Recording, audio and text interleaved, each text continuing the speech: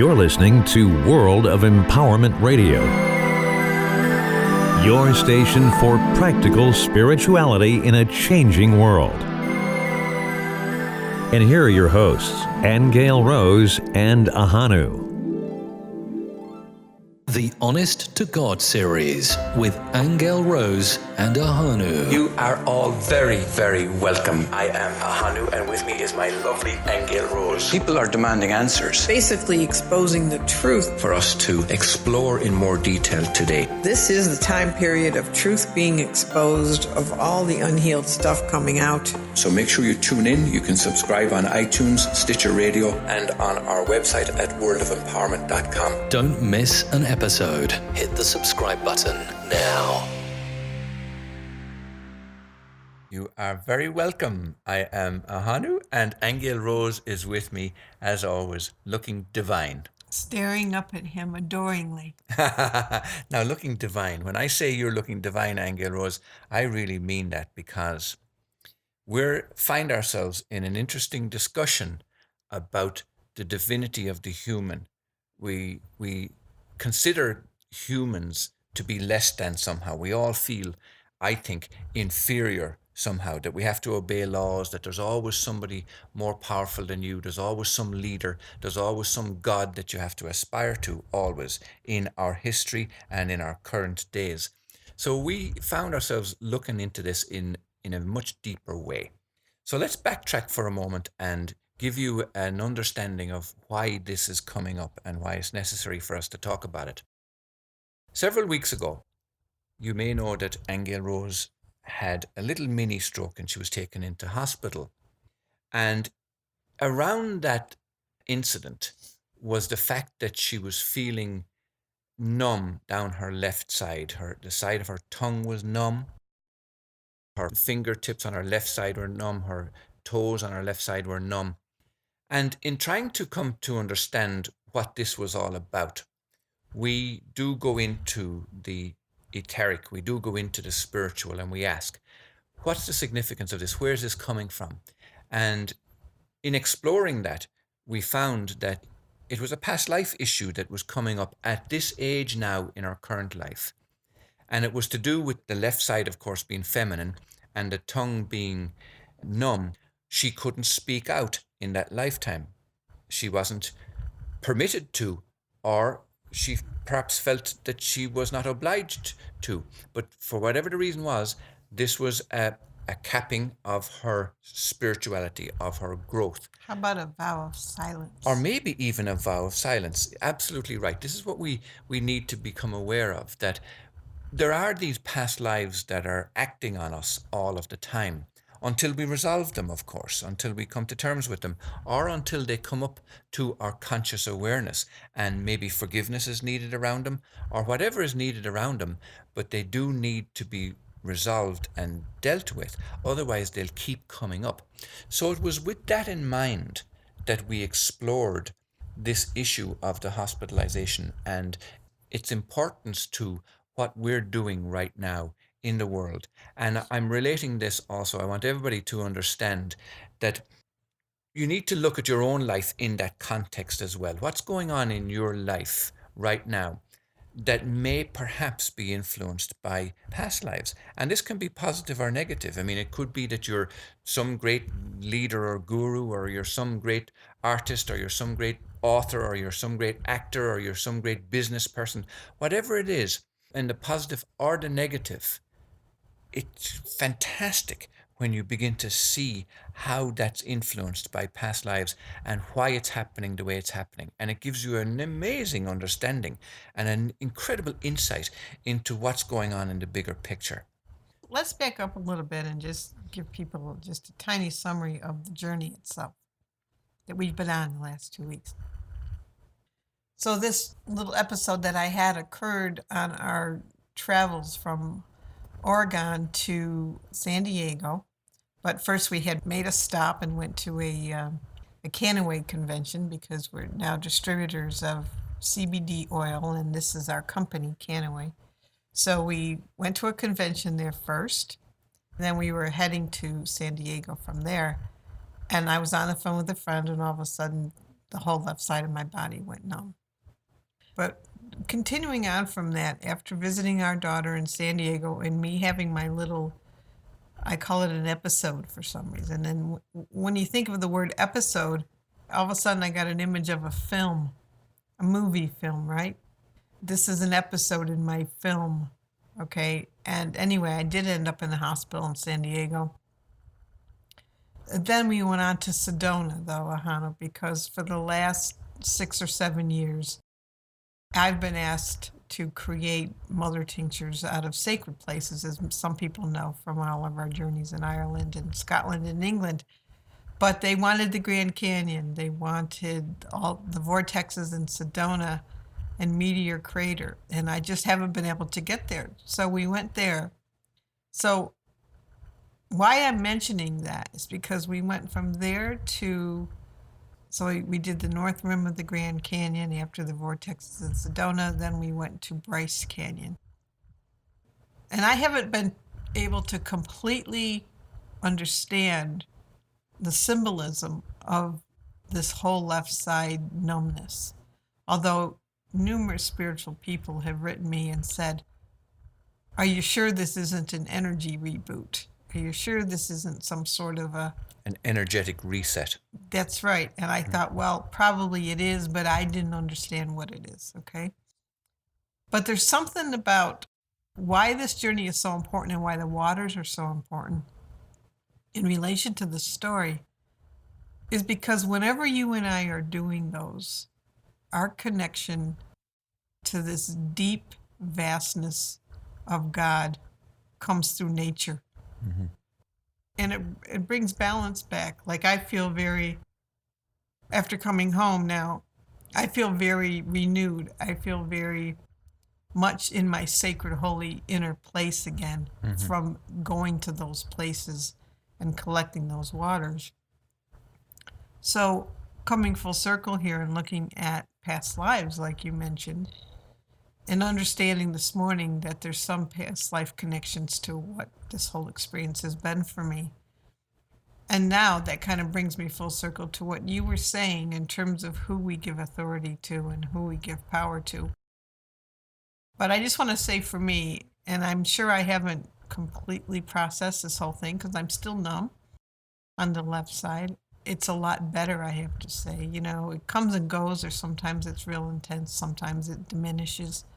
But I'm finding that there are past life connections to this, with the left side not only representing the feminine, but representing the past itself, because the left side is the past, the right side is the future. I'd venture to say, Aingeal Rose, that this does have to do with past lives, because that journey to the Grand Canyon and Sedona, we did an episode, excuse the expression, using that episode. We did an episode of the Honest to God series several weeks ago where we talked about places having an impact on us, that there can be memory held locked in the grids of the earth and in our own bodies in certain places to do with past events. We talked about that quite a lot. And when we visit those places, it can unlock those events in our memories. And I do believe that to be true because I've experienced it myself. So when we visit these places, and we've visited the Grand Canyon several times, we visited Sedona several times at this stage, but each time we go, it seems that it unlocks that memory again. And then when you leave, you forget about it. That seems to be the way. So when you go there, these issues come up and the cellular memory gets unlocked and the issues come to the surface and you look at them and you deal with them. And it can be really interesting. It can be a fabulous adventure, actually. And for somebody who may be into writing or journaling and just writing down what's going on with you at the time, can be very revealing. And this is what we do. In fact, we even wrote a program that people can study if you want about how to journal, and it's called Transformational Writing, and you can get that at tw.smartmember.com. But it's interesting when you do write stuff down. So this is what we did with our trip around Sedona, the vortexes, and we actually passed by also Mount Shasta on our way down to California. Yes, and that was very revealing also, very, very interesting. Now, what I'm coming to, though, with all of this is that when Aingeal Rose talks about the left side and the feminine, I do believe that what's coming up now is the necessity for the feminine to take back its power, because it has been under the patriarchal rulership for so long. And we're seeing the same thing now with many patriarchal rulers around the world in this day and age, that needs to be curtailed, actually, and it needs to be balanced with the feminine.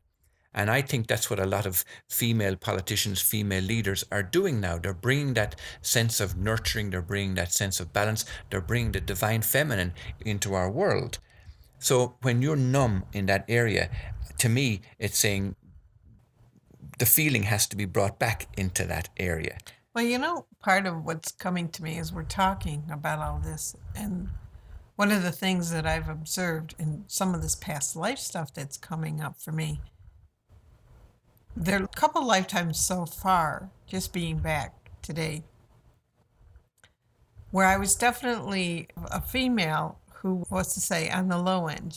Like one of them was a nun with me, which I've known about, but with the vows of poverty and the vows of supplication and self-punishment even, and chastity and all of that, right? That nuns take. As well as this other life where I was the mistress of somebody very important. But this is what I mean, though, where I'm always in a position on the low side of humanity. Like I'm nobody important. I'm nobody, at least the ones that are occurring. You're definitely not in a presence of female power. You're definitely not in a position of authority over others or with others. So this brings this whole, I don't know that I think it's just bringing the feminine back. I think it's bringing ourselves back, because we lose ourselves in positions or in assignments through a lifetime, and the roles that we play. We're talking about episodes as a little piece of film in a because journey. we identify ourselves with the role. With the role. Yes. Absolutely. And we say, that is who I am. That's when right. in fact, that's not the case. I remember the time I had a lifetime memory, Ahonu, of being a cheesemaker in an Indian caste system. I do. And in that lifetime, I was feminine as well, but I was not permitted to have access to higher knowledge, to higher spiritual knowledge, because I was in this caste. And because I was in that caste, it's like that was where you were, that was your position. And you accepted it. And there was without no question. way around it. Yes. That was just it. Okay? Yes. Yeah. So why this is important, though, also with the way you're talking today, is because this whole identification that we have of ourselves with specific lifetimes we've lived that have had impacts on us, or roles that we've been assigned to. When the truth is, or authority figures that tell you this is your place, or these are the rules, or these are the beliefs, then you have to adhere to those, and these are what you have to obey. As long as that's going on, we don't ever get to be ourselves truly. And why this journey, again, was so important to me was because when you look at places like the Grand Canyon, or you feel the magnificence of the energies in Sedona, or you go to like Bryce Canyon, which is just so amazing. It's just unbelievably amazing. And you understand what nature does, that nature is just this incredible, powerful force. And then we relate ourselves to it. Like you took some pictures at Bryce Canyon. We were up on top looking down, but yet down below there were hikers walking the trails along the bottom of Bryce Canyon. And I thought to myself, what's it like for them to be down there looking up at this towering, magnificent place? But there's something about being in places like that align you with them. In other words, they're strengthening because they bring you back to your connection of God in nature. And that is in us, and that is us. But we don't see ourselves like that, especially when you're in places like the Grand Canyon. You feel very small in comparison to how huge this place is. But why does it heal? Or why is it awe-inspiring? It's because there's a connection made. It's because there's a communication made with magnificence. And that feels healing because it reminds you that you're in that. That's in you. That's part of you, and you're part of that. There's no separation there. But I think it also sparks the memory of being there before. This is what we were talking about earlier. For example, the Native American Indians, I can't remember which tribe it is now, but in their tradition, they talk about the fifth world emerging out of the Grand Canyon, or that in some past time they had to go underground because of maybe a cataclysmic event or whatever, that they had to go underground in the Grand Canyon is where they went in, and that's where they emerged back out. And they've discovered caves and stuff where that's exactly true. Yeah. So we could have been there, and I don't mean just you and I, Aingeal Rose. I mean we as a civilization. We could have been there. So when you physically go there now in the present moment, that could very easily spark that memory, that is a familiarity or an ability that we had to transcend worlds or to go through portals or whatever it might be. And that's why we feel the grandness. That's why we feel the amazingness. That's why we feel the sense of personal power in places like that. Or equally, it could go the other way. If you went to a place of tragedy, as we've talked, when the memory of tragedy is embedded in the grids and you feel depressed and lonely and sad and hurt and injured, and you feel the effects of the trauma. So we mustn't dismiss these feelings and these issues when they come up for us in certain places. I think it's a good thing to actually look into them.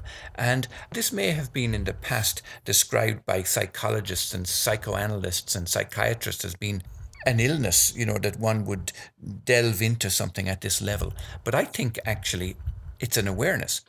It's an awareness to be able to know why you feel the way you do and to understand. So you're even attracted to go to certain places. Yes. Why some places, the thought of it, you say, like me with India. I've never had a desire to go to India. Yes. And I'm aware that it's because of I that probably caste. Don't have a good memory of India. But it's probably that caste system, could be that lifetime. Where other places, yes. I just say, I want to be there. Yes. I lived in Egypt myself, for example, for many years ago. And there are some people in our family who say, I never want to go there. I have an aversion to anything Egypt. You mention Egypt and I'm and I can understand why that might be. Things may have happened there in a past life. I know what happened to that person there. Yeah, you see. I know why they don't like Egypt. Yeah, and the same thing is true of other countries. You may have an aversion to going to Australia or going to South Africa or going to Iceland or wherever it might be. But equally, you may also have a draw, a huge desire, because it's why people would put this on their bucket list, for example. I want to go to the Taj Mahal, or I want to go to Mount Rushmore, or I want to go to the Himalayas, or people would have this incredible desire to go there because when they get to the bottom of it, they may find that they've had a life there that's very significant to them right here, right now. And I just want to interject in here, too, the whole idea of traveling. Because, I do think, like you mentioned in the beginning, places change you. The energy of places change you. The memories that you're talking about that get stimulated in your DNA. And why is it that at certain times of your life, at least for me, I get this restlessness where my inner spirit is saying, come on, get going. You got to go there. You got to go there. And we make up all sorts of excuses why we can't go. Don't have the money, blah, blah, blah. Whatever. But when that happens, when your spirit is prompting you and it's repeated over and over again, like I say, 6 years now, every year, you're going to get to Sedona now, and we've been before, but I saw it completely different. It was more magnificent this time than ever, probably because I've changed. Yes. Okay, and what you feel changes and what you see. But I just want to say to people, if you have those sorts of desires, your spirit is moving you because there's a reason for it. There's some purpose to it. Yes. And isn't it ironic, Ahonu, that we're now publishing a book for a woman whose book is about her journey to India? Now, you're someone who loves India, and I'm someone who went, I don't know. Yeah. But now, And her story, in fact, is about that very thing. It's about all the inklings and the inclinations she had over several years to go, to want to go. And for what all kinds of excuses came up why she couldn't. And she was told by several people, oh, don't go there on your own, you'll be molested, and all this kind of stuff.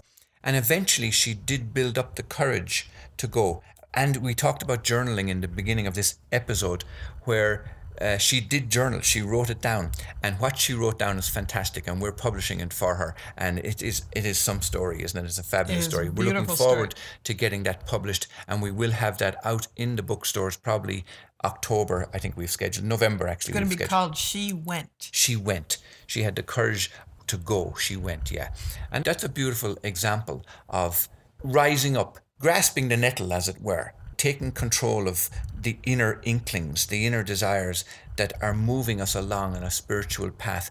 And she wouldn't have known prior to going that this would end up being a book of her stories, and that it would inspire people in that way. So there's all kinds of things going on that are really beautiful. So, Aingeal Rose, to bring this to a close, I want to let people know that it's so important to listen to yourself. This is what it's coming down to. And in the case of Aingeal Rose's issue or episode, listening to what your body is saying, listening to what it's telling you, listening and following up on it, because it really is guiding us. Our bodies are guiding us, our thoughts are guiding us, our circumstances are guiding us, our situations are guiding us.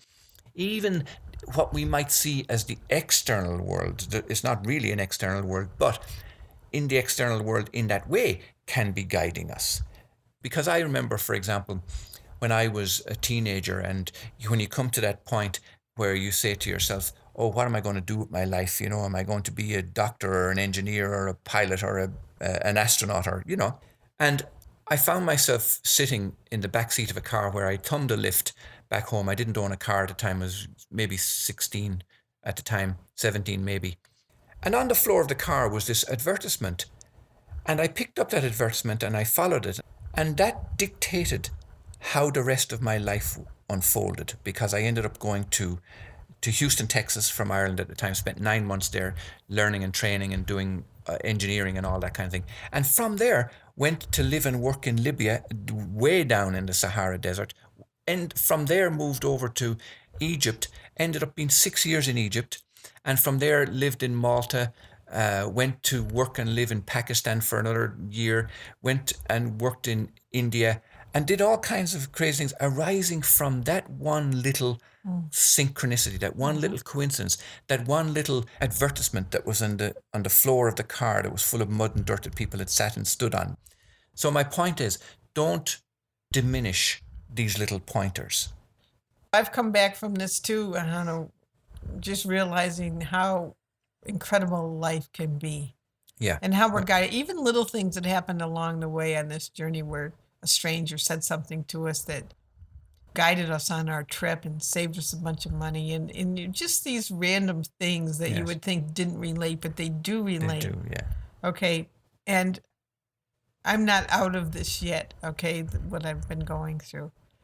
But I don't see it as negative. I see it as, isn't this interesting? Yes, it's opening up some amazing... What is it revealing to me? Yes. What is it showing me? And like I say, not in a negative way, but in an awareness. And funny with this, I had difficulty walking anywhere while we were gone, okay, because of the stroke. But somehow, by the time we got to the Grand Canyon and we got to Bryce Canyon, I had to walk a little bit because I wanted to see these things. And I noticed that it was making my left side stronger. That little bit of exercise, even though it was painful, was strengthening me. And that was an awareness also for me, whatever went on in the past, because we are doing some things now in our lives currently, Ahonu, that have taken a very big leap in frequency for us. One of them is the CBD oil. The other is the types of books we're publishing and the rate that we're doing that, which is all a step up for us, right? Moving us forward. So these other lifetimes, though, are not compatible. They're still influencing me, and they're not compatible with this new place we're going. So the left side of me does have to do a bit of releasing and come up, like you started with when you were saying how you were talking about the feminine, and the feminine being less than the male for so many, many thousands of years now. It used to be equal, of course, at one Yes, point in it time. was, where women were just And- as powerful. And indeed, there was a time when it was superior in the sense that it was matriarchal and all that. So it's the balance that we're looking for here. Right, because it did go, you're right, it was matriarchal, dominant at one point, and then it became equal, and now it's male dominant. And now I think this isn't so much about bringing back the feminine again. I think it's about the self. And what I mean by that is that the self is whole. It's both those aspects in perfect balance and harmony. Okay, and even if you think about the CBD oil, which we just have to clarify, this is not a product with any THC in it. This is not about influencing the mind or altering the mind. This is strictly for health purposes. We will do a program on that separately, We will, I think. yeah. But even that, what it does is it balances the body. So, of course, symbolically, it's perfect for where the world needs to come, Yes. where the individual needs to come back into balance with itself so that it can be whole and feel well. Yes. And even Source reminding us that when somebody doesn't feel well, negativity is a natural consequence of not feeling well. But when somebody feels balanced and well, they're naturally a loving, cooperative being. It's just, that's the natural human when they're in balance. Yes. So Yes. all of this is working again. And it's funny how, doesn't nature work to do that? Doesn't God work to do that? Yes. Always bring things into harmony and balance. And whatever's off gets exposed. And places can stimulate, can bring you back into balance or show you the things that are out of balance. But I just think travel is a wonderful thing. Places are wonderful things. You know, the whole thing is pretty wonderful. And I know I'm going on, Ahonu, but I'm in the state of euphoria this morning when you land and you start to realize things. You're beautiful in a state of euphoria. Anyway. Now, many of you will know that we do always look for practical spirituality in a changing world. In other words, little ways that can help, because a lot of times when we talk in a spiritual sense, it might sound grand and up there and unachievable, and we always try to give people little techniques and so on. So we've just actually outlined a very simple technique actually of how to grow in awareness, and that is to listen to your body. Because your body will tell you, when you get these little inklings or these little nudges, whether they're physical or emotional or spiritual or whatever they are, listen to them and write down the answer to the question, what is this telling me? What does this mean to me? And you will grow in awareness. You will be catapulted into the whole world of psychic awareness when you do something like that. So that's a very practical little piece of advice. Yeah. Let spirit guide you.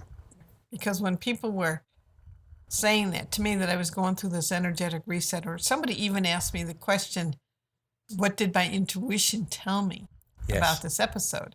And, you know, I just have to say, in the condition that I was in then, I didn't have the wherewithal in me to even reflect like that. I have to say that sometimes when you're in the middle of something, you may not have the wherewithal to go do that sort of reflection you're talking about.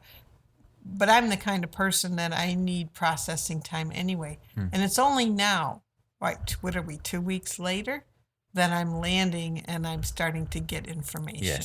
But the point is I'm listening to that information. I'm allowing it to come in. Because... Well, maybe what that is saying actually is be gentle with yourself. It is, yeah. Be gentle with yourself. That's right. And that's part of loving yourself too. You know, just go with the flow. Be easy, be gentle. Pace yourself, yes. Stop trying to solve all the problems of the world, or stop trying to solve all your problems. Just be gentle with yourself and let spirit guide you. With that, we will draw to a close with this to be continued episode. As the journey keeps unfolding. Absolutely, yes. We do want to bring up past lives again in our next episode, because we want to talk about the biblical past lives. A juicy that episode. Ahonu remembers. Yes, and many people indeed will remember. So stay tuned. Bye-bye. Bye-bye. You have been listening to Aingeal Rose and Ahonu on World of Empowerment Radio, your station for practical spirituality in a changing world.